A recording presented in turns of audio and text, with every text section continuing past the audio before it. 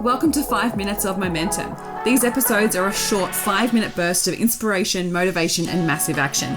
If you need that little kick up the butt to get things moving and to inspire you to take massive action, then every single Thursday I'll be sending you through a 5-minute episode to download, digest, and implement to finish your week off strong. Are you ready to get started?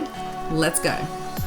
Welcome back to 5 Minutes of Momentum. Today I want to talk to you about how to stop making every business result mean something about you and your worth. So many of us do this, and I see it constantly on coaching calls and conversations that I have with people in the DMs and at events. And it's the comparison piece. We get so stuck on seeing everyone else achieve certain level of results, and then we judge ourselves in comparison to that person's results, and then we make it mean something negative about ourselves. So whether your launch didn't go to plan, or that someone rejected you and said no to your offer, maybe your content isn't getting the engagement that you hope to, maybe your sales are quieter at the moment. And suddenly you start looking at every business result and you're like, it must be me. If that is happening for you right now in 2026, I want you to know it's not. 90% of the time, I'm going to be super transparent with you, because I can't say it's not you because I don't know your full circumstances. There might be certain things that you could be doing differently, right? But what I am saying is that it's not anything to do with your worth or not anything to do with you as a human being. It's a business result. And there's things that we can learn from that and we can look back at that. But if you make it mean something bad about you as a person, that's where we're going wrong. That's where we're placing a label or a judgment on ourselves that isn't true, and it's not fair. Because when you place judgment on yourself like that, you make yourself feel so bad, worthless, or less than, or not enough. And what that does is it causes you to feel shame or disappointment or anger or fear or not enoughness. And what that then leads to is probably even less great results within your business. So what I love to teach my clients is helping them see, we've got to look at the data from the business and let the business data tell you the results based on the action that was taken, based on the specific things that you did, right? That's not you as a person. That does not take away from your worthiness. You are absolutely worthy. You were born worthy. It has nothing to do with your worthiness and nothing to do with you as a human being. It has everything to do with the business landscape. It has everything to do with all the variables that go along with everything that we do in business, right? And I was talking to a client of mine within one of my containers recently, and we were looking at all the different moving parts of her launch and went, okay, we need to measure them individually rather than as a whole. Because if you measure okay, this is my outcome financially, this is my revenue that I made from this launch, this is in measurement to then the goal that I had. And if I didn't hit that goal, that means that it didn't work out or that nobody wants what I have. And that's not necessarily true.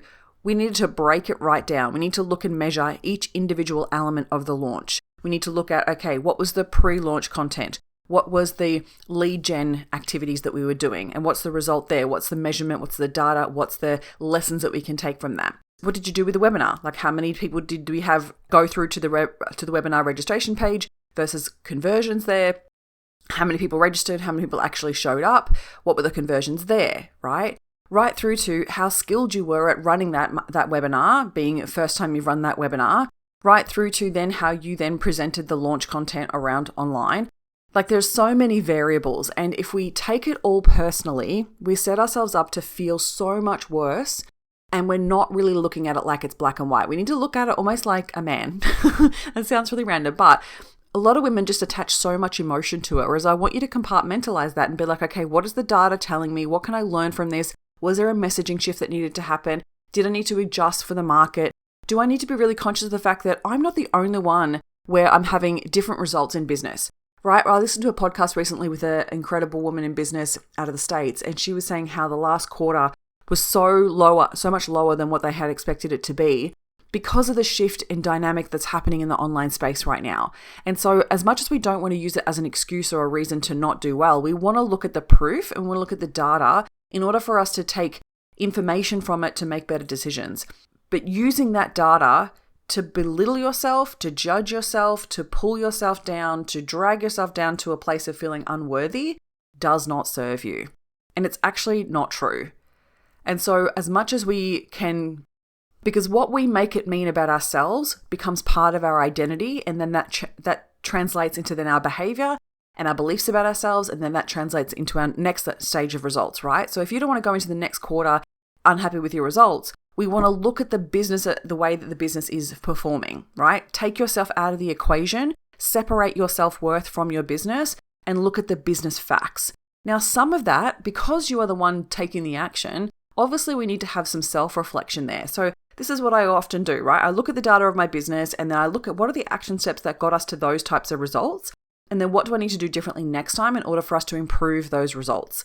So there might be elements there where I'm like, oh, I could have done actually some extra Instagram lives to create some more traction there. I could have put some more ad money behind that. I could have changed the way that I did my pre-launch content. I could have shifted the messaging here. We're looking at all of that and recognizing there's still some areas there. You know, maybe you ghosted part of your launch. Maybe you got caught up in the emotional turmoil of what it takes to launch. Like, there's so many factors. And I think that it's about how you take the data, learn from it, and try to do better next time. Don't make it mean anything negative about you. You are not unworthy because of the result that you achieved is different to someone else's results online, because you do not know the factors behind their results, right? I saw someone else posting actually recently, and she was saying she spent $5,000 on ads to promote her webinar, and she had a tech issue happen the day of the webinar, and they couldn't go live. Like, within 5 minutes or 10 minutes of the webinar starting, her internet shut out. And so then she was like, all that money that she'd spent, now she could make that mean something negative about herself. She's like, oh, I stuffed up. It was my fault. I shouldn't have done it. It shouldn't have happened to me. Like, all of that type of victim language. Or she could be like, you know what? It is what it is. I've got to roll with the punches. I've got to figure out the best solution from here on out. It's still $5,000 worth of leads that have come onto my email list. That still gives me the potential of running the webinar again. And yes, it's not ideal, but sometimes you've got to roll with it.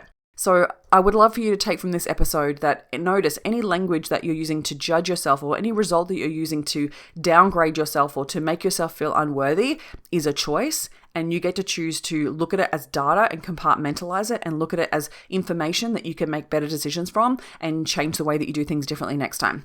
Hope this helps.